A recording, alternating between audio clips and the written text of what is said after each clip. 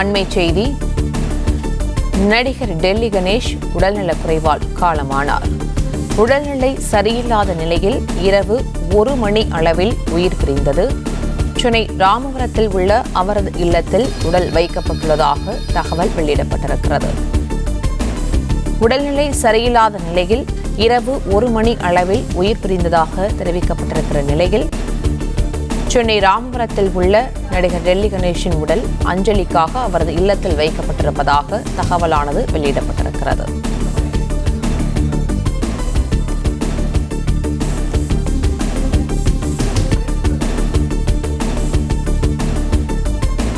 நடிகர் டெல்லி கணேஷ் உடல்நலக் குறைவால் காலமானார்.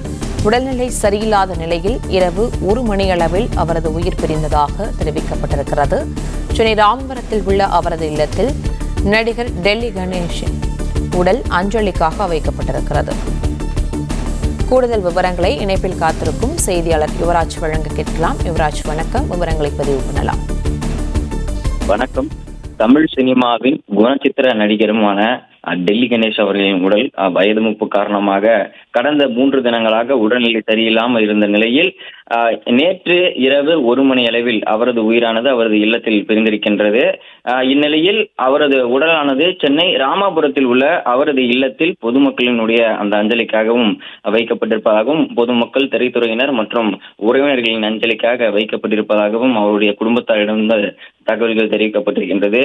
தூத்துக்குடியில் பிறந்த இவர் தமிழில் மூத்த நடிகரும் ஆவார். கிட்டத்தட்ட 400க்கும் மேற்பட்ட தமிழ் திரைப்படங்கள் என இந்திய திரைப்படங்களில் நடித்திருந்த அவர் ஒரு மிகச்சிறந்த ஒரு குணச்சித்திர நடிகரும் ஆவார். அவருடைய குரல் வளமானது தமிழ் சினிமாவில் முக்கிய அடையாளமாகவும், அவருடைய அந்த நகைச்சுவை மற்றும் அவருடைய குணச்சித்திர கதாபாத்திரங்கள் தமிழில் பெரிதும் போற்றப்பட்ட ஒன்றாகும். தூத்துக்குடியில் பிறந்த இவர் 1944ஆம் ஆண்டு பிறந்தவர்.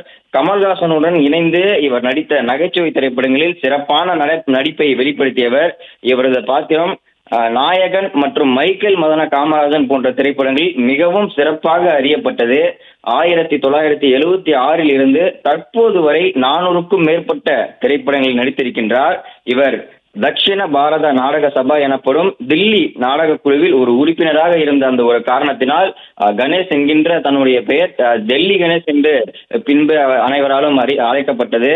அதே போன்று 1964 முதல் 1974 வரை இந்திய வான்படையில் பணியாற்றி வந்தார். அதன் பின்பு சினிமாவின் மீது இருந்த அந்த ஒரு மோகத்தினால் பின்பு நடிப்பதற்காக தமிழ் திரையுலகில் நடிகராக அறிமுகமானார்.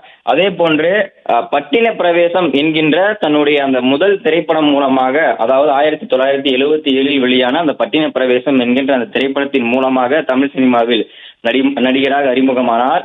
தொடர்ந்து பல தமிழ் திரைப்படங்களில் நடித்து வந்தார். கடந்த அந்த மாதங்கள் கூட அவர் தொடர்ந்து இந்த நடிக்க வேண்டும் என்கின்ற அந்த ஒரு ஆசையினாலும், தொடர்ந்து நடிக்க வேண்டும் என்ற அந்த ஒரு மோகத்தினாலும் அந்த தமிழ் திரைப்படங்களில் கிடைக்கக்கூடிய அந்த கதாபாத்திரங்களில் தொடர்ந்து நடித்து வந்தார். இந்நிலையில் 80 வயதிற்கும் மேற்பட்ட அவர் 80 வயது கொண்ட அவர் கடந்த அந்த 3 தினங்களாக உடல்நிலை சரியில்லாத காரணத்தினாலும், அந்த வயது மூப்பு காரணத்தினாலும் தன்னுடைய இல்லத்தில் ஓய்வெடுத்து வந்தபடி உடல்நிலை சரியில்லாத நிலைமையில் தன்னுடைய இல்லத்திலே தங்கியிருந்தார்.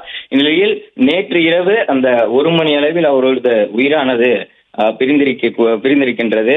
அதே போன்று இவர் நடித்த அந்த அபூர்வ சகோதரர்கள், சிந்து பைரவி, ஆஹா, தெனாலி, நாயகன், மைக்கேல் மதன காமராஜன் போன்ற அந்த திரைப்படங்கள் பெரிதும் இவருடைய அந்த கதாபாத்திரங்களால் அந்த திரைப்படங்கள் அந்த அறியப்பட்டது. இவருடைய நடிப்பு மிகவும் பேசப்பட்ட அந்த காலகட்டமானது இந்த திரைப்படம் வெளியான அந்த காலகட்டங்கள். டெல்லி கணேஷ் ஒரு முக்கியமான தமிழ் வானொலி மற்றும் தொலைக்காட்சி நடிகரும் ஆவார். இவர் இதுவரை 8 முக்கிய சின்னத்திரை தொடர்களில் நடித்திருக்கின்றார். அதே போன்று தனியார் தொலைக்காட்சிகளில் ஒளிபரப்பான வசந்தம் மற்றும் கஸ்தூரி போன்ற தொடர்களில் பல குணச்சித்திர கதாபாத்திரங்களில் இவர் நடித்திருக்கின்றார்.